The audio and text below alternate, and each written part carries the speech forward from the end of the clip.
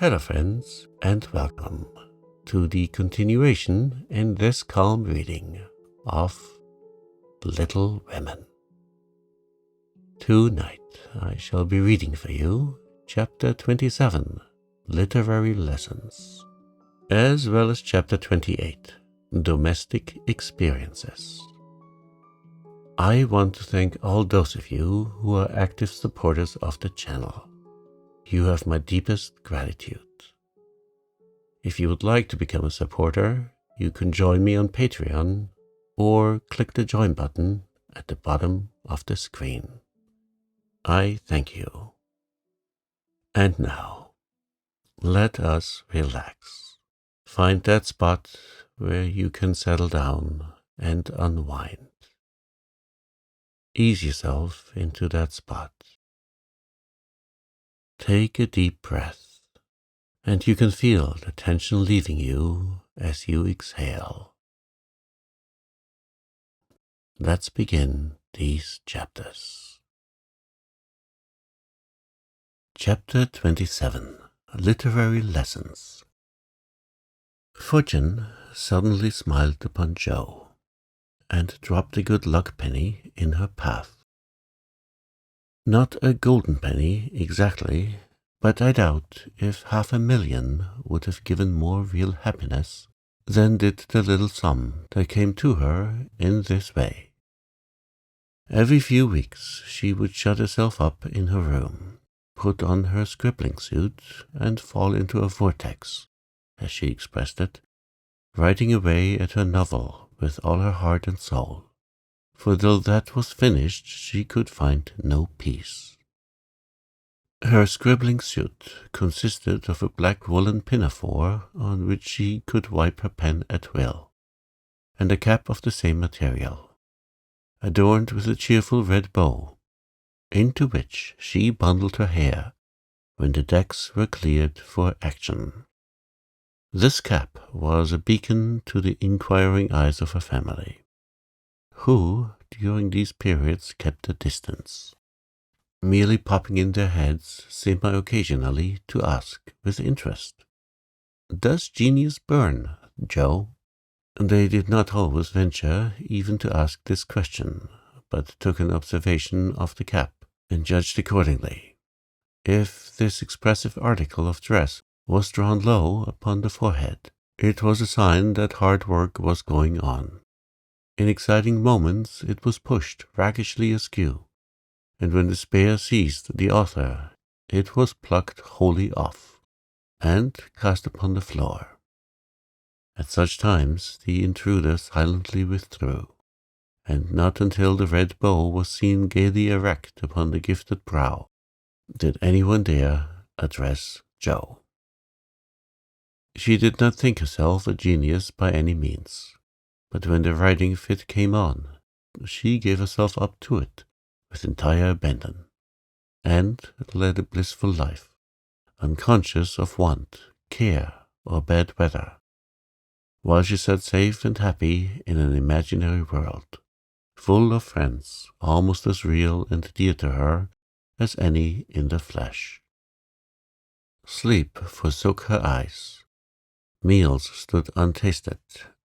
Day and night were all too short to enjoy happiness, which blessed her only at such times, and made these hours worth living, even if they bore no other fruit. The divine afflatus usually lasted a week or two, and then she emerged from her vortex, hungry, sleepy, cross, or despondent.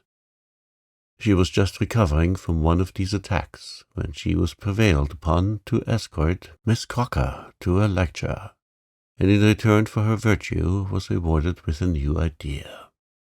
It was a people's course, the lecture on the pyramids, and Jo rather wondered at the choice of such a subject for such an audience, but took it for granted that some great social evil would be remedied or some great want supplied by unfolding the glories of the pharaohs to an audience whose thoughts were busy with the price of coal and flour, and whose lives were spent in trying to solve harder riddles than that of the Sphinx.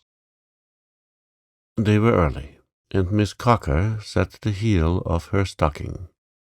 Jo amused herself by examining the faces of the people who occupied the seat with them. On her left were two matrons, with massive foreheads and bonnets to match, discussing women's rights and making tatting. Beyond sat a pair of humble lovers, artlessly holding each other by the hand, a somber spinster eating peppermints out of a paper bag, and an old gentleman taking his preparatory nap behind a yellow bandana. On her right, her only neighbor was a studious-looking lad, absorbed in a newspaper. It was a pictorial sheet, and Jo examined the work of art nearest her, idly wondering what fortuitous concatenation of circumstances needed the melodramatic illustration of an Indian in full war costume, tumbling over a precipice with a wolf at his throat, while two infuriated young gentlemen with unnatural small feet and big eyes were stabbing each other close by, and a disheveled female was flying away in the background with her mouth wide open. Pausing to turn a page, the lad saw her looking, and with boyish good nature offered half his paper, saying bluntly, "Want to read it? That's a first-rate story."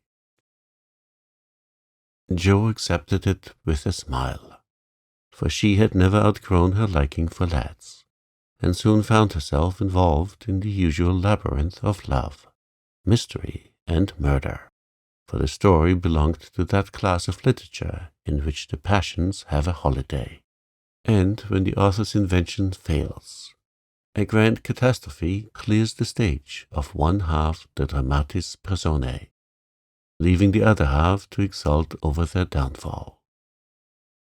"Prime, isn't it?" asked the boy, as her eye went down to the last paragraph of her portion. "I think you and I could do as well as that, if we tried," returned Jo, amused at his admiration of the trash. "I should think I was a pretty lucky chap if I could. She makes a good living out of such stories, they say," and pointed to the name of Mrs. Slang Northberry under the title of the tale. "Do you know her?" asked Jo with sudden interest. "No, but I read all her pieces, and I know a fellow who works in the office where this paper is printed." "Do you say she makes a good living out of stories like this?" And Jo looked more respectfully at the agitated group and thickly sprinkled exclamation points that adorned the page. "Guess she does. She knows just what folks like, and gets paid well for writing it."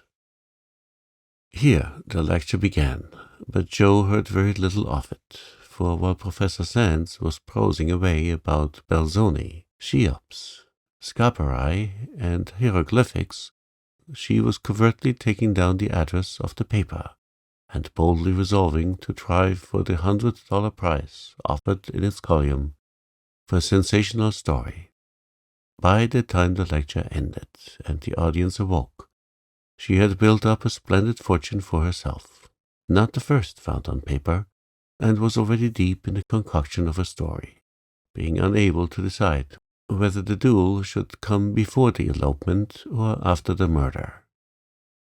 She said nothing of her plan at home, but fell to work next day, much to the disquiet of her mother, who always looked a little anxious when genius took to burning. Jo had never tried this style before, contenting herself with very mild romances for the spread eagle. Her experience and miscellaneous reading were of service now, for they gave her some idea of dramatic effect, and supplied plot, language, and costumes. Her story was as full of desperation and despair as her limited acquaintance with those uncomfortable emotions enabled her to make it. And having located it in Lisbon, she wound up with an earthquake as a striking and appropriate denouement. The manuscript was privately dispatched, accompanied by a note, modestly saying that if the tale didn't get the price, which the writer hardly dared expect, she would be very glad to receive any sum it might be considered worth. 6 weeks is a long time to wait, and a still longer time for a girl to keep a secret. But Jo did both, and was just beginning to give up all hope of ever seeing her manuscript again, when a letter arrived which almost took her breath away. For on opening it, a check for $100 fell into her lap. For a minute she stared at it as if it had been a snake. Then she read the letter and began to cry. If the amiable gentleman who wrote that kindly note could have known what intense happiness he was giving a fellow creature, I think he would devote his leisure hours, if he has any, to that amusement. For Jo valued the letter more than the money, because it was encouraging, and after years of effort it was so pleasant to find that she had learned to do something, though it was only to write a sensation story. A prouder young woman was seldom seen than she, when, having composed herself, she electrified the family by appearing before them with the letter in one hand, the check in the other, announcing that she had won the prize. Of course there was a great jubilee, and when the story came, everyone read and praised it. So after her father had told her that the language was good, the romance fresh and hearty, and the tragedy quite thrilling, he shook his head and said in his unworldly way, "You can do better than this, Jo. Aim at the highest and never mind the money." "I think the money is the best part of it. What will you do with such a fortune?" asked Amy, regarding the magic slip of paper with a reverential eye. "Send Beth and Mother to the seaside for a month or 2, answered Jo promptly. To the seaside they went, after much discussion, and though Beth didn't come home as plump and rosy as could be desired, she was much better, while Mrs. March declared she felt 10 years younger. So Jo was satisfied with the investment of her prize money, and fell to work with a cheery spirit, bent on earning more of those delightful checks. She did earn several that year, and began to feel herself a power in the house, for by the magic of a pen, her rubbish turned into comforts for them all. The Duke's daughter paid the butcher's bill, a phantom hand put down a new carpet, and the curse of the Coventrys proved the blessing of the Marches in the way of groceries and gowns. Wealth is certainly a most desirable thing, but poverty has its sunny side, and one of the sweetest uses of adversity is the genuine satisfaction which comes from hearty work, of head or hand. And to the inspiration of necessity we owe half the wise, beautiful, and useful blessings of the world. Jo enjoyed a taste of this satisfaction, and ceased to envy richer girls, taking great comfort in the knowledge that she could supply her own wants, and need ask no one for a penny. Little notice was taken of her stories, but they found a market, and encouraged by this fact, she resolved to make a bold stroke for fame and fortune. Having copied her novel for the 4th time, read it to all her confidential friends, and submitted it with fear and trembling to 3 publishers, she at last disposed of it, on condition that she would cut it down 1/3, and omit all parts which she particularly admired. Now I must either bundle it back into my tin kitchen to mold, pay for printing it myself, or chop it up to suit purchasers and get what I can for it. Fame is a very good thing to have in the house, but cash is more convenient. So I wish to take the sense of the meeting on this important subject," said Jo, calling a family council.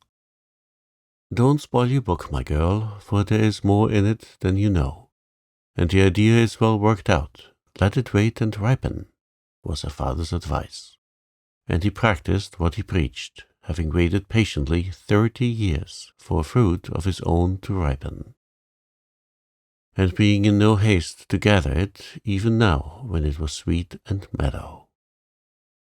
It seems to me that Joe will profit more by taking the trial than by waiting, said Mrs. March.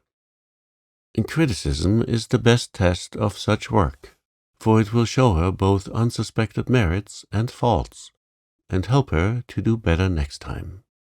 We are too partial, but the praise and blame of outsiders will prove useful, even if she gets but little money. Yes, said Joe, knitting her brows. That's just it. I've been fussing over the thing so long. I really don't know whether it's good, bad, or indifferent. It will be a great help to have cool, impartial persons take a look at it and tell me what they think of it.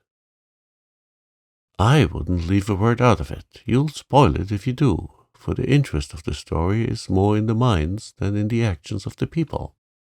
And it will be all a muddle if you don't explain as you go on, said Meg, who firmly believed that this book was the most remarkable novel ever written. But Mr. Allen says, leave out the explanations, make it brief and dramatic, and let the characters tell the story, interrupted Joe, turning to the publisher's note. Do as he tells you. He knows what will sell, and we don't. Make a good, popular book, and get as much money as you can. By and by, when you've got a name, you can afford to digress, and have philosophical and metaphysical people in your novels, said Amy, who took a strictly practical view of the subject. Well, said Joe, laughing, if my people are philosophical and metaphysical, it isn't my fault, for I know nothing about such things, except what I hear father say sometimes. If I've got some of the wise ideas jumbled up with my romance, so much the better for me. Now, Beth, what do you say? I should so like to see it printed soon, was all Beth said, and smiling in saying it.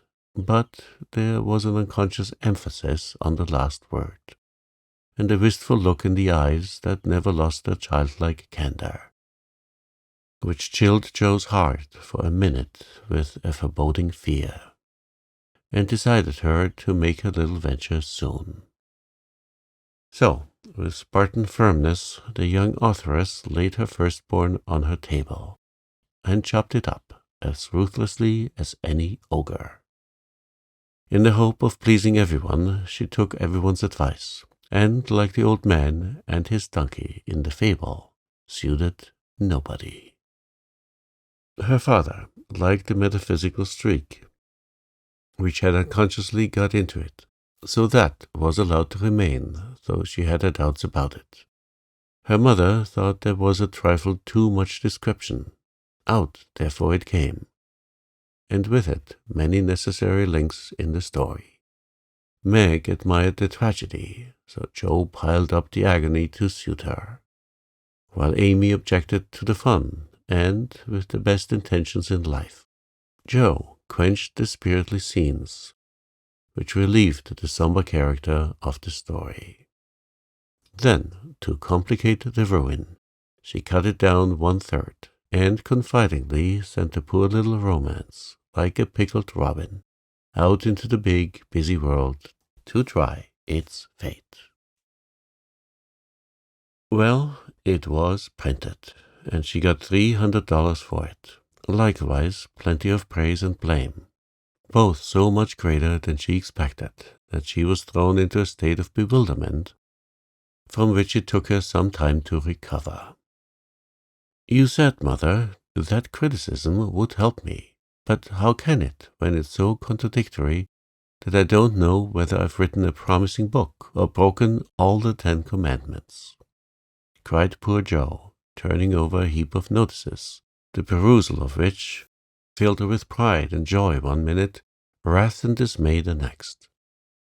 This, man says, an exquisite book, full of truth, beauty, and earnestness.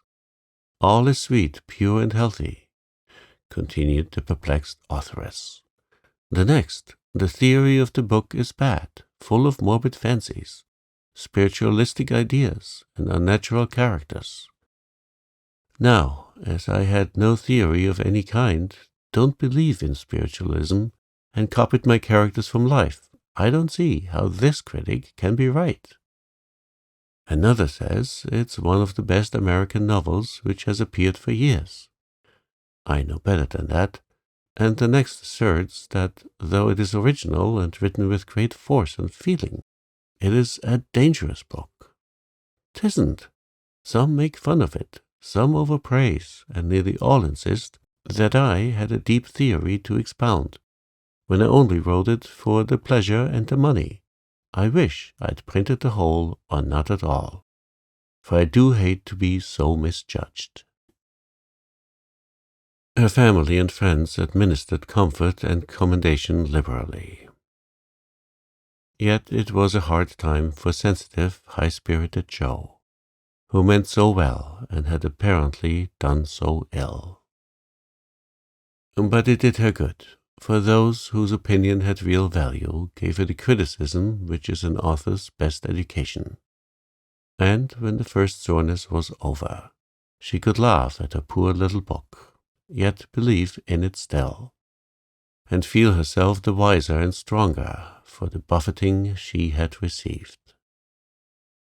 Not being a genius like Keats, it won't kill me, she said stoutly. And I've got the joke on my side, after all, for the parts that were taken straight out of real life are denounced as impossible or absurd, and the scene that I made up out of my own silly head are pronounced charmingly natural, tender, and true. So I'll comfort myself with that, and when I'm ready, I'll go up again and take another. Chapter 28. Domestic Experiences. Like most other young matrons, Meg began her married life with the determination to be a model housekeeper. John should find home a paradise. He should always see a smiling face, should fare sumptuously every day, and never know the loss of a button. She brought so much love, energy, and cheerfulness to the work that she could not but succeed, in spite of some obstacles. Her paradise was not a tranquil one, for the little woman fussed, was over-anxious to please, and bustled about like a true Martha, cumbered with many cares. She was too tired sometimes even to smile. John grew dyspeptic after a course of dainty dishes and ungratefully demanded plain fare. As for buttons, she soon learned to wonder where they went, to shake her head over the carelessness of men, and to threaten to make him sew them on himself, and see if his work would stand impatient and clumsy fingers any better than hers. They were very happy, even after they discovered that they couldn't live on love alone.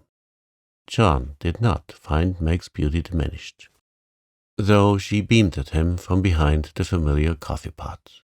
Nor did Meg miss any of the romance from the daily parting, when her husband followed up his kiss with the tender inquiry, "Shall I send some veal or mutton for dinner, darling?" The little house ceased to be a glorified bower, but it became a home, and the young couple soon felt that it was a change for the better.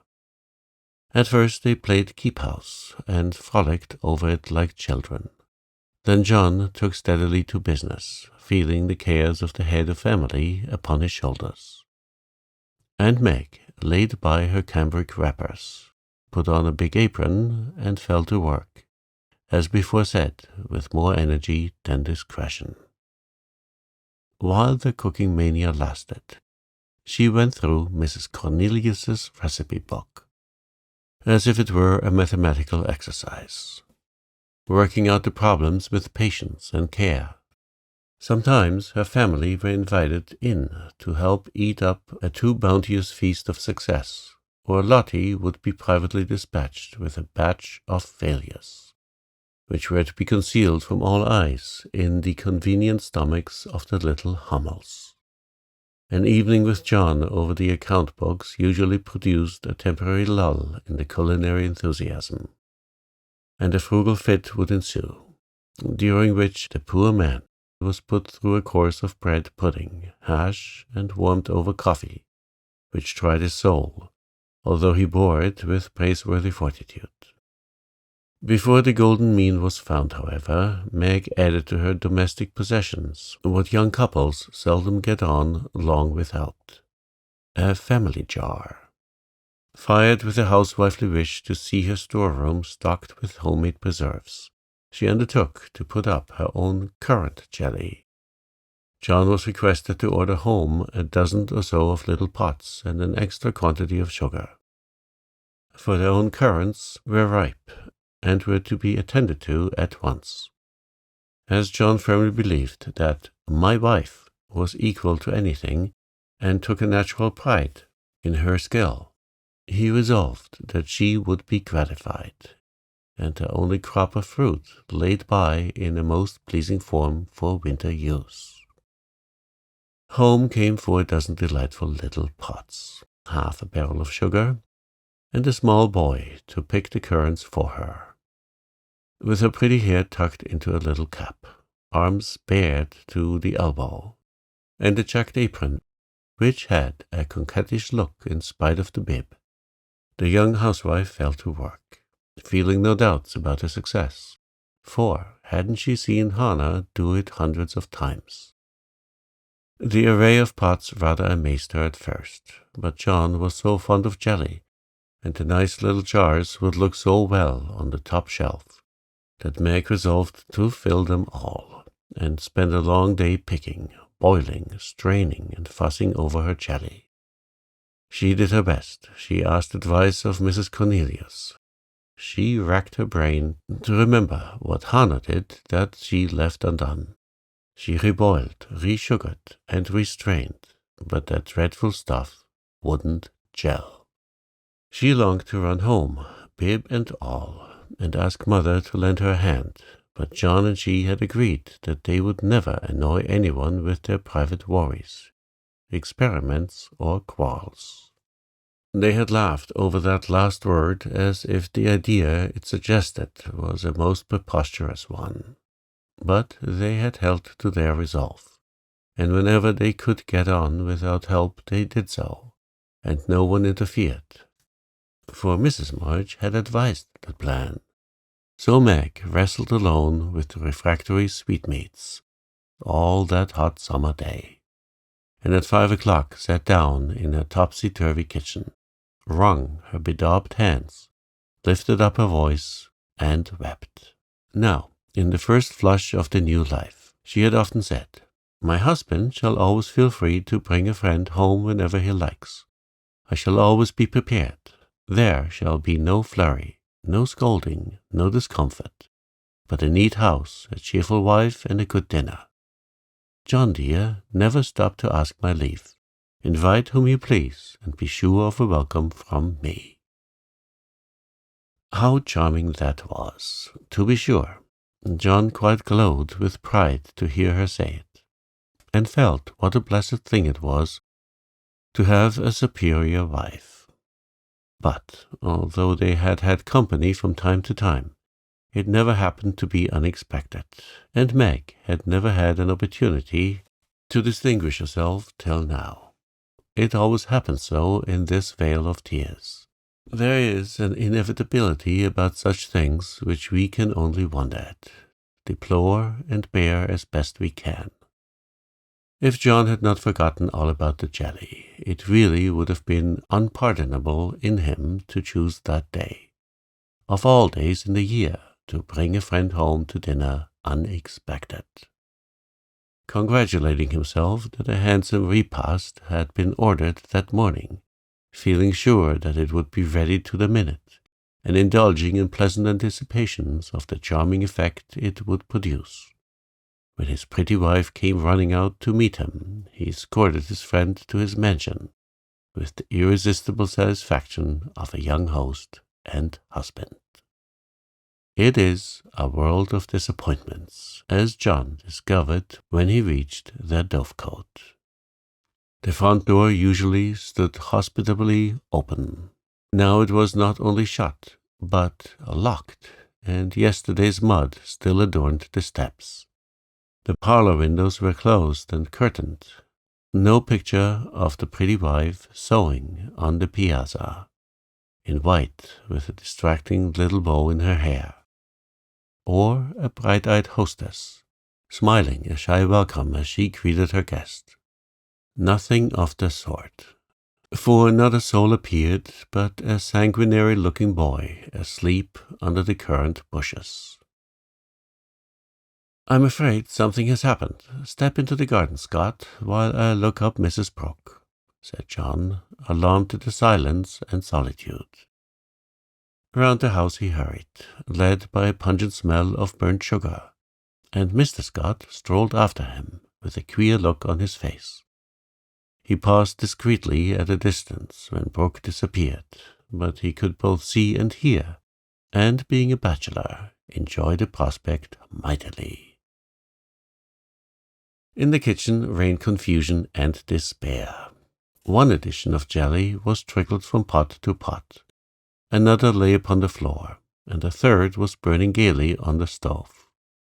Lottie, with Teutonic phlegm, was calmly eating bread and currant wine, for the jelly was still in a hopelessly liquid state, while Mrs. Brooke, with her apron over her head, sat sobbing dismally.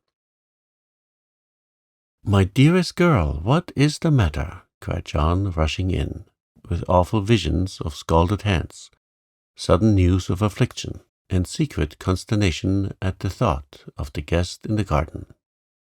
"Oh, John, I am so tired and hot and cross and worried. I've been at it till I am all worn out. Do come and help me, or I shall die." And the exhausted housewife cast herself upon his breast, giving him a sweet welcome in every sense of the word, for her pinafore had been baptized at the same time as the floor. "What worries you, dear? Has anything dreadful happened?" asked the anxious John, tenderly kissing the crown of the little cap, which was all askew. "Yes," sobbed Meg despairingly. "Tell me quick then, don't cry. I can bear anything better than that. Out with it, love." "The jelly won't gel, and I don't know what to do." John Brooke laughed then as he never dared to laugh afterward. And the derisive Scot smiled involuntarily as he heard the hearty peal, which put the finishing stroke to poor Meg's woe. "Is that all? Fling it out of the window, and don't bother any more about it. I'll buy you quarts if you want it, but for heaven's sake don't have hysterics, for I've brought Jack Scott home to dinner, and—" John got no further, for Meg cast him off, and clasped her hands with a tragic gesture as she fell into a chair, exclaiming in a tone of mingled indignation, reproach, and dismay, "A man to dinner, and everything in a mess? John Brooke, how could you do such a thing?" "Hush, he's in the garden. I forgot the confounded jelly, but it can't be helped now," said John, surveying the prospect with an anxious eye. "You ought to have sent word or told me this morning, and you ought to have remembered how busy I was," continued Meg petulantly, for even turtle-doves will peck when ruffled. "I didn't know it this morning, and there was no time to send word, for I met him on the way out. I never thought of asking leave, when you have always told me to do as I liked. I never tried it before, and hang me if I ever do again," added John with an aggrieved air. "I should hope not. Take him away at once. I can't see him, and there isn't any dinner." "Well, I like that. Where's the beef and vegetables I sent home, and the pudding you promised?" cried John, rushing to the larder. "I hadn't time to cook anything. I meant to dine at Mother's. I'm sorry, but I was so busy." And Meg's tears began again. John was a mild man, but he was human. and after a long day's work to come home tired, hungry, and hopeful, to find a chaotic house, an empty table, and a cross wife was not exactly conducive to repose of mind and manner. He restrained himself, however, and the little squall would have blown over, but for one unlucky word. "It's a scrape, I acknowledge, but if you will lend a hand, we'll pull together and have a good time yet. Don't cry, dear, but just exert yourself a bit and fix us up something to eat. We are both as hungry as hunters, so we shan't mind what it is. Give us the cold meat and bread and cheese. We won't ask for jelly." He meant it to be a good-natured joke, but that one word sealed his fate. Meg thought it was too cruel to hint about her sad failure, and the last atom of patience vanished as he spoke. "You must get yourself out of the scrape as you can. I'm too used up to exert myself for anyone. It's like a man to propose a bone and vulgar bread and cheese for company. I won't have anything of the sort in my house. Take that Scot up to mother's and tell him I'm away sick. Dead. Anything. I won't see him, and you two can laugh at me and my jellies as much as you like. You won't have anything else here." And having delivered her defiance all on one breath, Meg cast away her pinafore and precipitately left the field to bemoan herself in her own room. What those two creatures did in her absence she never knew, but Mr. Scott was now taken up to mother's, and when Meg descended, after they had strolled away together, she found traces of a promiscuous lunch which filled her with horror. Lottie reported that they had eaten much and greatly laughed, and the master bid her throw away all the sweet stuff and hide the pots. Meg longed to go and tell mother, but a sense of shame at her own shortcomings, of loyalty to John, who might be cruel, but nobody should know it, restrained her. And after a summary cleaning, she dressed herself prettily and sat down to wait for John to come and be forgiven. Unfortunately, John didn't come, not seeing the matter in that light. He had carried it off as a good joke with Scott, excused his little wife as well as he could, and played the host so hospitably that his friend enjoyed the impromptu dinner, and promised to come again, but John was angry. Though he did not show it, he felt that Meg had deserted him in his hour of need. It wasn't fair to tell a man to bring folks home any time, with perfect freedom, and when he took you at your word, to flame up and blame him, and leave him in the lurch, to be laughed at or pitied. No, by George, it wasn't, and Meg must know it. He had fumed inwardly during the feast, but when the flurry was over, and he strolled home after seeing Scott off, a milder mood came over him. Poor little thing, it was hard upon her when she tried so heartily to please me. She was wrong, of course, but then she was young. I must be patient and teach her.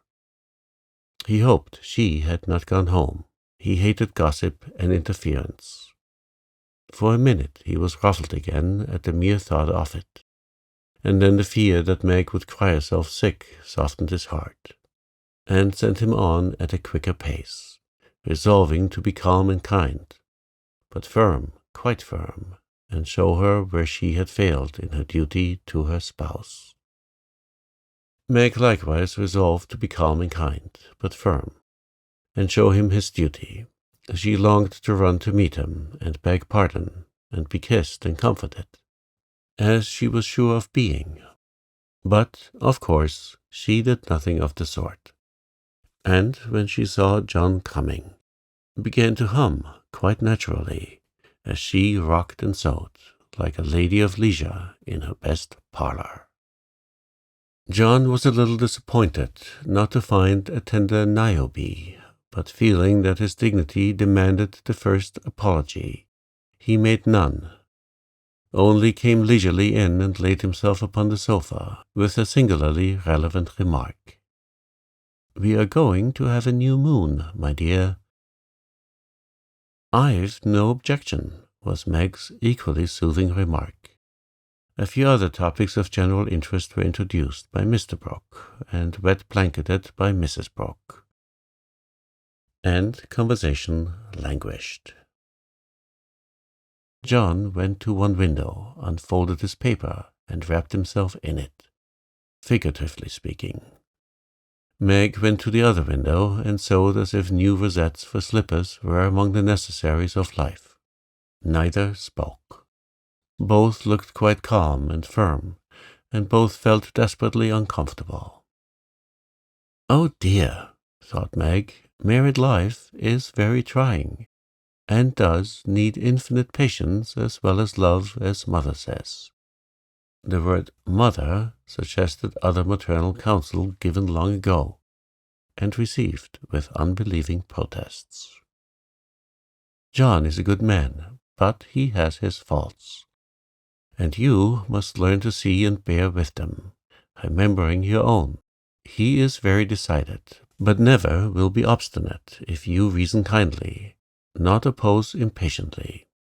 He is very accurate and particular about the truth, a good trait, though you call him fussy. Never deceive him by look or word, Meg, and he will give you the confidence you deserve, the support you need. He has a temper, not like ours, one flash and then all over, but the white, still anger that is seldom stirred, but once kindled is hard to quench. Be careful, be very careful, not to waken his anger against yourself, for peace and happiness depend on keeping his respect. Watch yourself, be the first to ask pardon if you both err, and guard against the little picks, misunderstandings, and hasty words that often pave the way for bitter sorrow and regret. These words came back to Meg as she sat sewing in the sunset, especially the last. This was the first serious disagreement. Her own hasty speeches sounded both silly and unkind. As she recalled them, her own anger looked childish now, and thoughts of poor John coming home to such a scene quite melted her heart. She glanced at him with tears in her eyes, but he did not see them. She put down her work and got up, thinking, "I will be the first to say, 'Forgive me,' but he did not seem to hear her." She went very slowly across the room, for pride was hard to swallow, and stood by him, but he did not turn his head. For a minute she felt as if she really couldn't do it. Then came the thought, "This is the beginning. I'll do my part and have nothing to reproach myself with." And, stooping down, she softly kissed her husband on the forehead. Of course, that settled it. The penitent kiss was better than a world of words, and John had her on his knee in a minute, saying tenderly, "It was too bad to laugh at the poor little jellied pots. Forgive me, dear, I never will again." But he did. Oh, bless you, yes, hundreds of times, and so did Meg, both declaring that it was the sweetest jelly they ever made, for family peace was preserved in that little family jar. After this, Meg had Mr. Scott to dinner by special invitation, and served him up a pleasant feast, without a cooked wife for the first course, on which occasion she was so gay and gracious, and made everything go off so charmingly that Mr. Scott told John he was a lucky fellow, and shook his head over the hardships of bachelorhood all the way home. In the autumn, new trials and experiences came to Meg. Sally Moffat renewed her friendship, was always running out for a dish of gossip at the little house, or inviting "that poor dear" to come in and spend a day at the big house. It was pleasant, for in dull weather Meg often felt lonely. All were busy at home, John absent till night, and nothing to do but sew, or read, or potter about. So it naturally fell out that Meg got into the way of gadding and gossiping with her friend.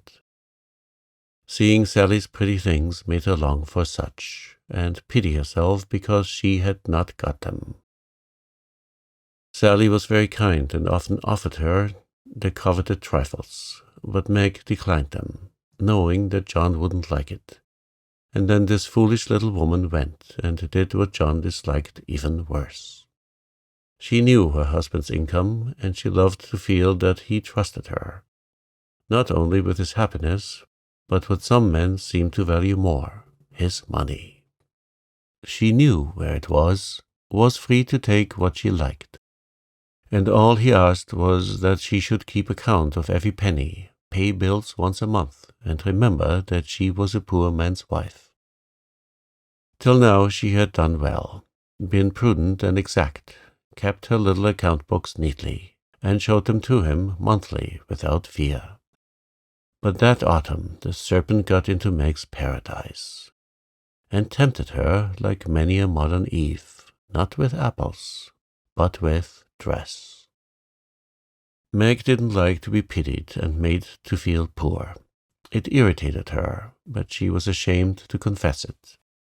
And now and then she tried to console herself by buying something pretty, so that Sally needn't think she had to economize. She always felt wicked after it, for the pretty things were seldom necessaries. But then they cost so little, it wasn't worth worrying about, so the trifles increased unconsciously, and in the shopping excursions she was no longer a passive looker-on. But the trifles cost more than one would imagine, and when she cast up her accounts at the end of the month, the sum total rather scared her. John was busy that month and left the bills to her. The next month he was absent, but the third he had a grant quarterly settling up, and Meg never forgot it. A few days before she had done a dreadful thing, and it weighed upon her conscience. Sally had been buying silks, and Meg longed for a new one, just a handsome light one for parties. Her black silk was so common, and thin things for evening wear were only proper for girls. Aunt March usually gave the sisters a present of $25 apiece at New Year's.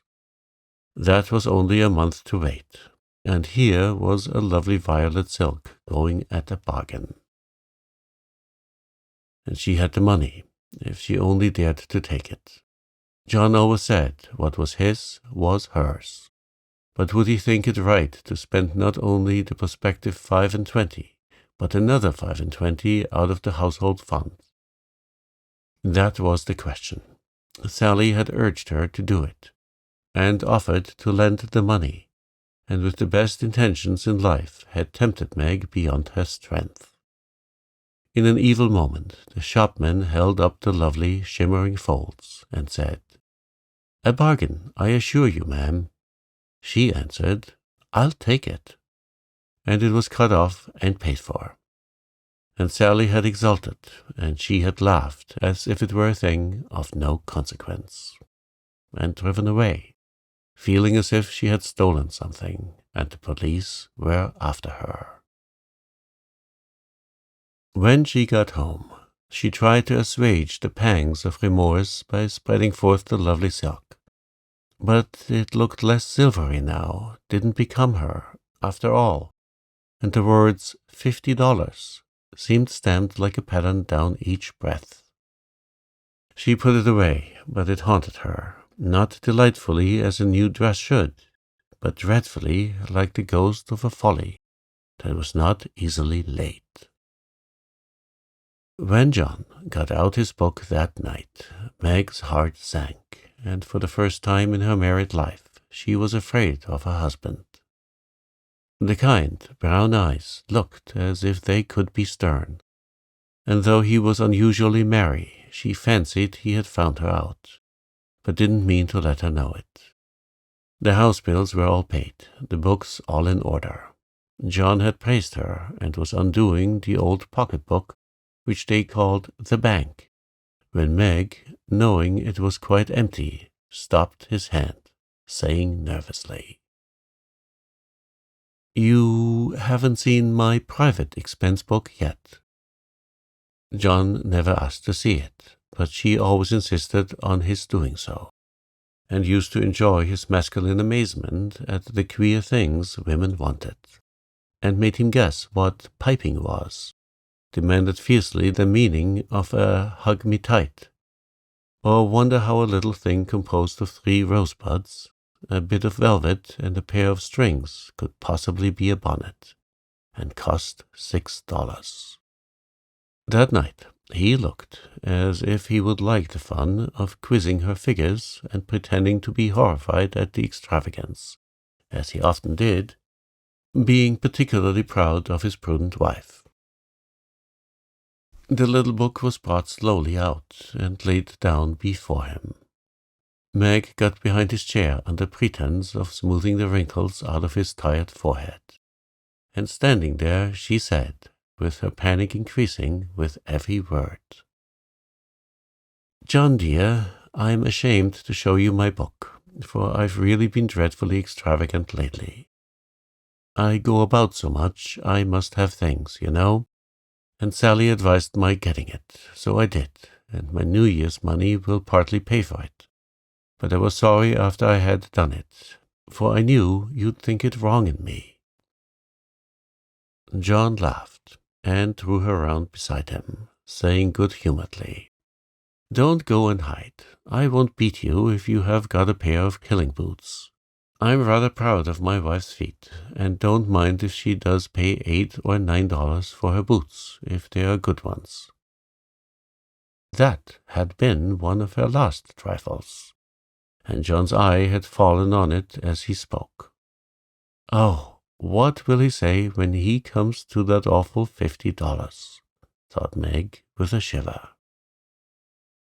"It's worse than boots, it's a silk dress," she said, with the calmness of desperation, for she wanted the worst over. "Well, dear, what is the damn total, as Mr. Montellini says?" That didn't sound like John, and she knew he was looking up at her with the straightforward look that she had always been ready to meet and answer with one as frank till now. She turned the page, and her head at the same time, pointing to the sum which would have been bad enough without the 50, but which was appalling to her with that added. For a minute the room was very still. Then John said slowly, but she could feel it cost him an effort to express no displeasure, "Well, I don't know that 50 is much for a dress, with all the furbelows and notions you have to finish it off these days." "It isn't made or trimmed," sighed Meg faintly, for the sudden recollection of the cost still to be incurred quite overwhelmed her. 25 yards of silk seems a good deal to cover one small woman, but I've no doubt my wife will look as fine as Ned Moffat's when she gets it on," said John dryly. "I know you are angry, John, but I can't help it. I don't mean to waste your money, and I didn't think those little things would count up so. I can't resist them when I see Sally buying all she wants and pitying me because I don't. I try to be content, but it is hard, and I'm tired of being poor." The last words were spoken so low she thought he did not hear them, but he did, and they wounded him deeply, for he had denied himself many pleasures for Meg's sake. She could have bitten her tongue out the minute she had said it, for John pushed the books away and got up, saying with a little quiver in his voice, "I was afraid of this. I do my best, Meg." If he had scolded her or even shaken her, it would not have broken her heart like those few words. She ran to him and held him close, crying with repentant tears, "Oh, John, my dear, kind, hard-working boy, I didn't mean it. It was so wicked, so untrue and ungrateful. How could I say it? Oh, how could I say it?" He was very kind, forgave her readily, and did not utter one reproach. But Meg knew that she had done and said a thing which could not be forgotten soon. Although he might never allude to it again, she had promised to love him for better or worse, and then she, his wife, had reproached him with his poverty, after spending his earnings recklessly. It was dreadful, and the worst of it was John went on so quietly afterward, just as if nothing had happened, except that he stayed in town later and worked at night when she had gone to cry herself to sleep. A week of remorse nearly made Meg sick, and the discovery that John had countermanded the order for his new greatcoat reduced her to a state of despair which was pathetic to behold. He had simply said, in answer to her surprising inquiries as to the change, "I can't afford it, my dear." Meg said no more, but a few minutes after, he found her in the hall with her face buried in the old greatcoat, crying as if her heart would break. They had a long talk that night, and Meg learned to love her husband better for his poverty, because it seemed to have made a man of him, given him the strength and courage to fight his own way, and taught him a tender patience, with which to bear and comfort the natural longings and failures of those he loved. Next day she put her pride in her pocket, went to Sally, told the truth, and asked her to buy the silk as a favor. The good-natured Mrs. Moffat willingly did so, and had the delicacy not to make her a present of it immediately afterward. Then Meg ordered home the greatcoat, and when John arrived, she put it on and asked him how he liked her new silk gown. One can imagine what answer he made, how he received his present, and what a blissful state of things ensued. John came home early, Meg gadded no more, and that greatcoat was put on in the morning by a very happy husband, and taken off at night by a most devoted little wife. So the year rolled round, and at midsummer there came to Meg a new experience, the deepest and tenderest of a woman's life. Laurie came sneaking into the kitchen of the Dovecote one Saturday, with an excited face, and was received with the clash of cymbals, for Hannah clapped her hands with a saucepan in one and the cover in the other. "How's the little mama? Where is everybody? Why didn't you tell me before I came home?" began Laurie in a loud whisper. "Happy as a queen, the dear. Every soul of 'em is upstairs a-worshippin'. We didn't want no hurricanes round. Now you go into the parlor, and I'll send 'em down to you." With which somewhat involved reply Hannah vanished, chuckling ecstatically. Presently Joe appeared, proudly bearing a flannel bundle laid forth upon a large pillow. Joe's face was very sober, but her eyes twinkled, and there was an odd sound in her voice of repressed emotion of some sort. "Shut your eyes and hold out your arms," she said invitingly. Laurie backed precipitately into a corner, and put his hands behind him with an imploring gesture. "No, thank you, I'd rather not. I shall drop it or smash it, as sure as fate." "Then you shan't see your nevvy," said Joe decidedly, turning as if to go. I will. Only you must be responsible for damages." And obeying orders, Laurie heroically shut his eyes while something was put into his arms. A peal of laughter from Joe, Amy, Mrs. March, Hannah, and John caused him to open them the next minute, to find himself invested with 2 babies instead of 1.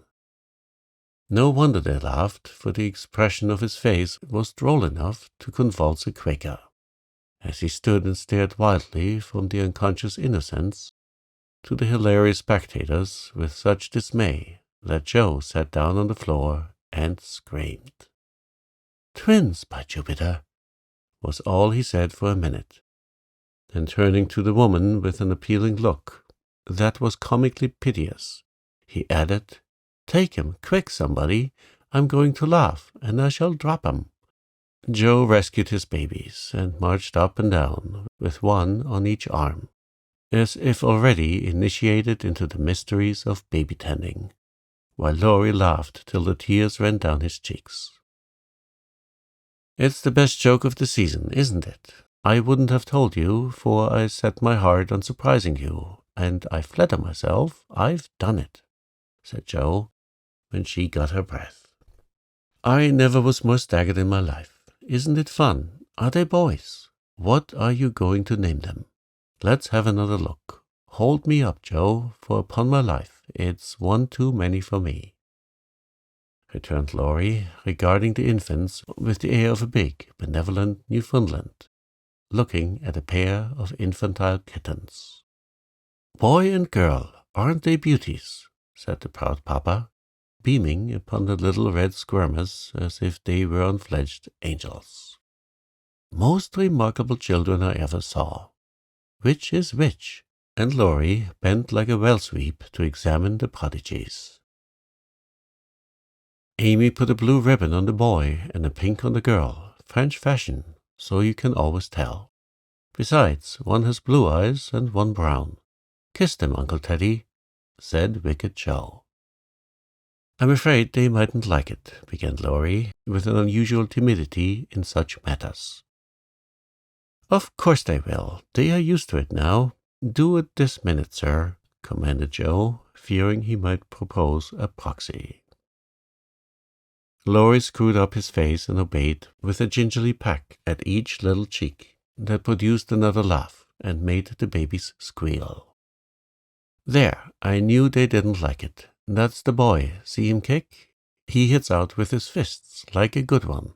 Now then, young Brooke, pitch into a man of your own size, will you?" cried Laurie, delighted with a poke in the face from a tiny fist, flapping aimlessly about. "He's to be named John Lawrence, and the girl Margaret, after mother and grandmother.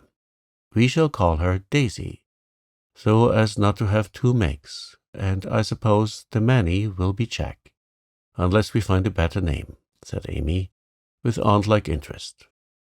"Name him Demi-John, and call him Demi for short," said Laurie. "Daisy and Demi, just the thing. I knew Teddy would do it," cried Joe, clapping her hands. Teddy certainly had done it that time, for the babies were Daisy and Demi, to the end of the chapter.